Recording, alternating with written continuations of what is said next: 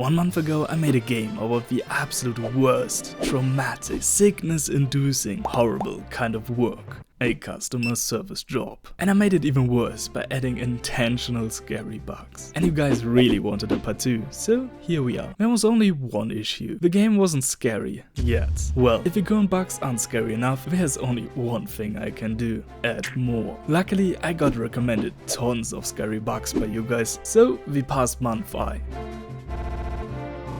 In the game you manage a convenience store and overcharge customers to pay back your taxes. But every time you overcharge customers, more scary glitches appear before the IRS comes for you and breaks the game entirely. Yeah, sure, it kinda looks unsettling, but does it really feel scary? No. So what makes a game truly scary? The best psychological horror games have these 3 things in common.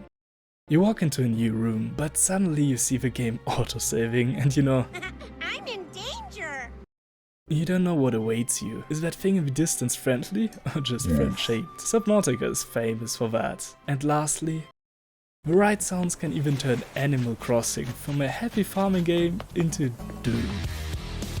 So I'll try to incorporate these points into the game to make it truly scary. Also, you guys had tons of scary ideas for the game, but more on that later. First, I need to fundamentally redo the game, because not only is the game ugly, but there's basically no gameplay or story. First of all, I remade the entire map. I added a playground because children are pretty scary, especially at night, at least given you're not a Minecraft YouTuber. I also added a sun for the day-night cycle, which already makes the store look a lot better, which is bad because the store should look run down in the beginning. So I added a couple of planks and placed some dirt, smudges and footprints around the store, which now looks really good. At the beginning you need to remove the planks to get into the store. Luckily I already made a pickup system, but it had a slight issue. Whee! So I googled how to pick up objects. I might have gotten a little bit distracted, but I swear it will be important for the game later. Anyway, I took some inspiration from this tutorial, and by inspiration I mean I implemented everything completely on my own, which also explains why it works so bad. Okay, after a bit of fine-tuning, it works a bit better now, but at least now you can't fly away anymore. I also added a broom for cleaning and a dumpster where you can put the planks, and it will delete everything you put in there. No, don't! Stop!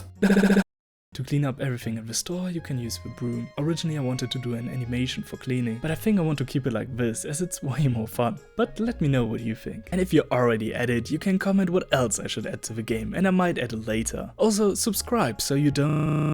Now my UI is not pretty, but Windows Vista was also not pretty, so maybe if I combine the two it cancels out. That means I need an old computer, so I went to Google, downloaded 2, mixed them together and put them into the game. Now you can use it to set up the store and buy items. And if you're afraid of Windows XP, you'd be pretty scared by now. Staff only? That can't stop me. What's that? What's that? Oh. Oops. Which gets us to the end of the last devlog, where you have a functioning store. Now it's time for your ideas. First of all, you recommended me some bugs from other games as well. In this Sherlock Holmes game, they didn't add animations to Watson, and the solution for that was to just teleport him around when you're not looking, which is really scary. So I made that happens to the IS guy when he demands money from you at the end of the day. And a bug where the customer's skin disappears. Assassin's Creed is probably the most famous example for that, but it also happened to me when I first put the humans into the game. I patched it out, but now I patched it back in. But I also added another way to trigger it yourself. Make that for the ragdolls there's a 5% chance that someone's head stays upright and looks directly at the player. This was not too difficult to implement, but I'm not sure if this is what they meant with the floating head, but it sure looks scary. It's even worse when they walk around. Falling through the map should take you to another copy of the same map, but slightly messed up. And maybe there's several layers of that. That's an amazing idea. Currently you can fall through the map at random points, but it being completely random might be a bit annoying. And I'm not saying that because it happened to me multiple times. I've made a couple of different versions of a map where different things happen.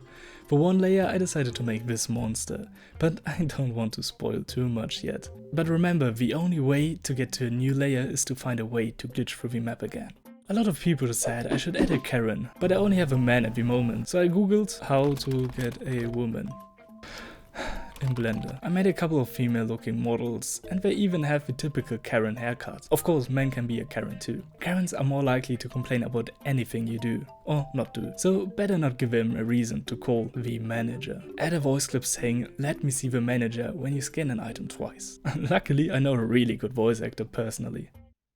Woof. I also needed some ambient noise, so I went outside of my room, recorded my fridge, and then back to my loud PC. I also made some different store jingles, and now the store sounds like this.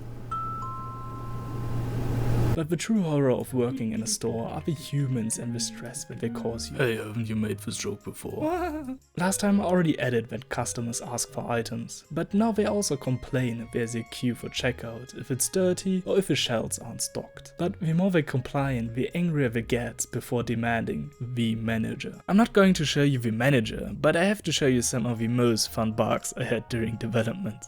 Sir, could you please calm down? Why are you there? Have you calmed down? Yes? Why? What? Okay, I guess you're not breakdancing. Why? I don't even know anymore. I need a break.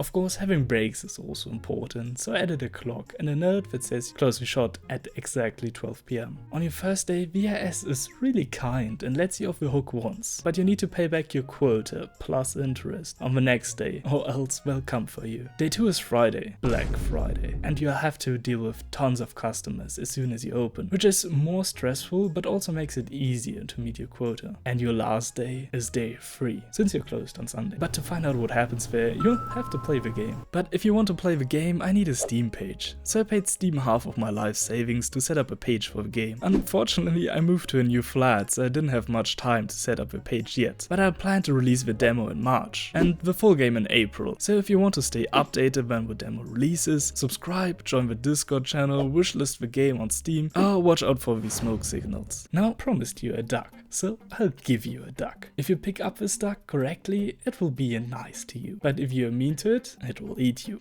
I didn't have much time for animation, so I used some advanced CGI. Oh no, what's that? I can't avoid it. I guess I'm inside the duck now.